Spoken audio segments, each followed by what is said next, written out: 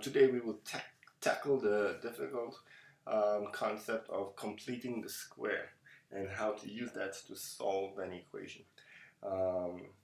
Then we'll look at completing the square to convert, and then we'll look at hopefully we can get to the quadratic equation. Alright, before we can actually do completing the square, we have to understand where it comes from. And so the first thing we need to look at what's called a perfect square trinomial.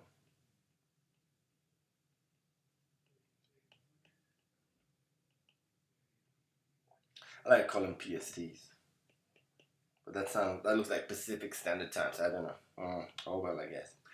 A perfect square trinomial is the result of taking a binomial and squaring it. X minus 4 squared will be equal to x minus 4 times x minus 4, and that will be equal to x squared minus 4x minus 4x plus 16, and that will be equal to x squared minus 8x plus 16. Whew, talk about a lot of work. But the nice thing about a perfect square trinomial, in terms of working it out, so this right here is your PST. The nice thing right here about your perfect square trinomial is you actually don't have to do all of this hard work to get to the answer. There's a nice simple way of getting there.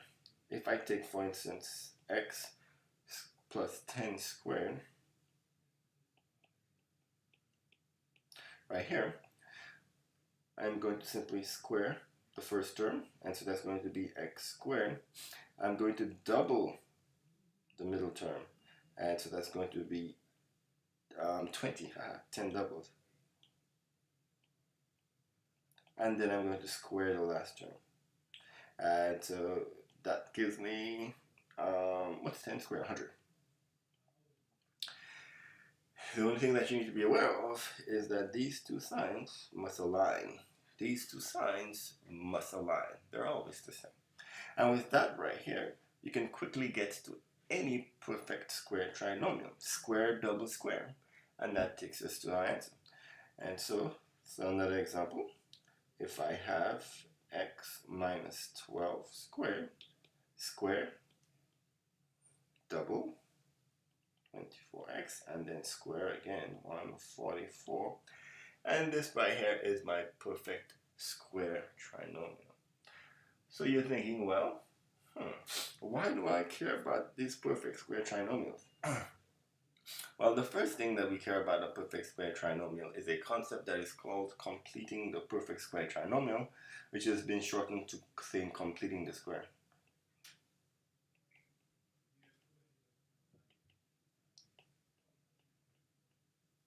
So if I give you a partial perfect square trinomial, say I give you x squared plus 12x plus, and then that third term right here is missing.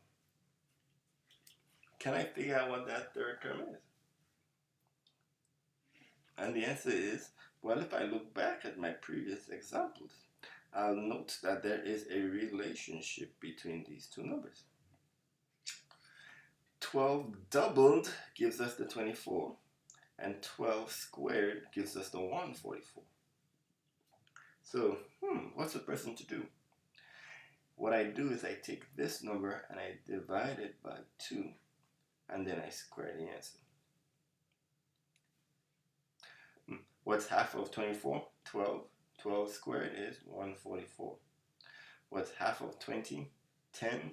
10 squared is 100. What's half of 8? Half of 8 is negative 4. Negative 4 squared is 16. And so with that knowledge right here, that two-step right here, divide by 2 and square the answer. 12 divided by 2 is 6. 6 squared is 36. And this right here is a perfect square trinomial. This right here, the divide by 2 and then square right here, of the middle term right here, and often is written in textbooks as b divided by 2 squared. It's a formula they tend to get you to memorize, but you don't actually have to memorize it. You just got to remember the middle term, you got to divide by 2 and then square the answer, and that will always give you the last term for your perfect square trinomial. So let's try again. perfect square trinomial and say I have x squared plus, let's make it a minus, I did a plus a while ago, minus 16x, and I need to find the last term right here. Again, I just take my 16 divided by 2 is 8, 8 squared is 64. Look at that. Another beautiful perfect square trinomial. Wow, I wish I had me some more. Let's try one that's a little bit harder. Perfect square trinomial. That's a towel, it's not a trinomial. I have x squared minus 5x plus, and again I gotta find the last term. Well, what's 5 divided? Well, 5 divided by 2 is 5 halves. Oh my goodness. What is 5 halves squared? 5 halves squared is 5 times 5 is 25. 2 times 2 is 4. And there we go. We have another perfect square trinomial. And so with that, I then need to factor my perfect square trinomials. And factoring them is pretty easy. Because I know it's a perfect square trinomial, I know it's going to simplify to a binomial. That's the whole point of getting the perfect square trinomial, is because we know how it factors. So I know the answer is going to be parentheses, parentheses, square. Now what comes in on the inside right here of my factor is what I like to call SSS. What you're going to do is you're going to take the square root of the first term, that's an x. You're going to take the sine of the middle term, that's a plus, and then you're going to take the square root of the last term, 6. SSS, square root, sine, square root. And that will automatically factor your perfect square trinomial into its binomial base, the binomial that it came from. So again, this factors right here. You take the square root of the first term, you take the sine of the middle term, and then you take the square root of the last term. Square root of 64 is 8. Of course, you square. Again, you've simplified the perfect square trinomial into its binomial base. Of course, don't forget the square on the outside. Last one. Again, factoring, this is pretty straightforward. Take the square root, take the sine, take the square root, and I have factored my perfect square trinomial into its binomial base. There we go. So far, what we've been looking at are our perfect square trinomials. And what we've been looking at is going ahead and finding that last term, the b divided by 2 squared, the b divided by 2 squared, to find this right here, and then I have factored. How does this help me in life? How does this make my life easier? Well, now that I know all of this knowledge, I can use all of this knowledge to solve quadratic equations using what's called the completing the square method. Solve by completing the square.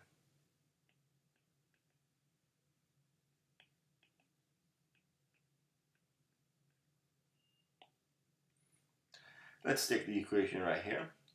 X squared plus 10x plus 1 is equal to 0. This equation has been chosen specifically because it cannot be factored to solve. The factoring method simply will not work here. And so since the factoring method does not work here, what am I supposed to do? Well, first thing you're going to do is you're going to take the number on the outside and you're going to transfer it over to the other side. So I'm going to subtract 1 from both sides. Keep my equation balanced. X squared plus 10x plus is equals to negative 1. Notice right here I have left a space. The 1 used to be here. The 1 is now gone. What do you think we should put in this space right here? Well, yeah, what we should put in the space right here is the number that makes it into a perfect square trinomial. And so the rule is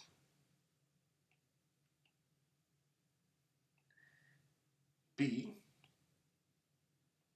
divided by 2 squared. So 10 divided by 2 squared. 20 divided by 2 is 5. 5 squared is 25. But here's the catch. I have an equal sign. If I add 25 to one side of the equal sign, I must add 25 to the other side of the equal sign, or the equation will no longer be balanced. So I go plus 25 on one side, I have to go plus 25 on the other side. And that actually makes my life peachy. This is now a perfect square trinomial. Therefore, I can factor it by using the shortcut square root sine square root. And so it will become a square root sine square root squared. And on the other side, a negative 1 plus 25 combines to give us 24. And now, all of a sudden, I have simplified. I only have one x to solve. And to solve for this one x, all I have to do is take the square root of both sides and then simplify. So, radical here, radical there, radical everywhere. Of course, the radical and the square will cancel out. And so that leaves me with x plus 5 is equals to, again, we're looking for the complete solution. And so we have to go plus or minus. And so I go plus or minus radical 24. And I will go ahead and subtract 5 from both sides. So I get that x is equal to negative 5 plus or minus radical 24. Of course, if I have an radical, I should always write it in simplified radical form. And so I take my number 24 and I split it into two numbers where one of them is the largest perfect square that I can find that divides into 24. That happens to be 4. 6 times 4 is 24. And of course, I actually don't want 24, I want the square root of 24. So I square root both sides. Square root of 4 is 2, square root of 6 is radical 6, and that takes me home. X is equals to negative 5 plus or minus 2 radical 6. Yay! I think. Smiley face. Now, this is a little bit complex, especially if you have not done it before, and so you should practice as much as you can. So, how does this become difficult? This becomes difficult when we introduce our best friends in the whole wide world, fractions. Let's say I have to solve 3x squared minus 5x minus 2 is equals to 0. Well, the method that I showed you right here for completing the square only works if the number in front of x squared is 1.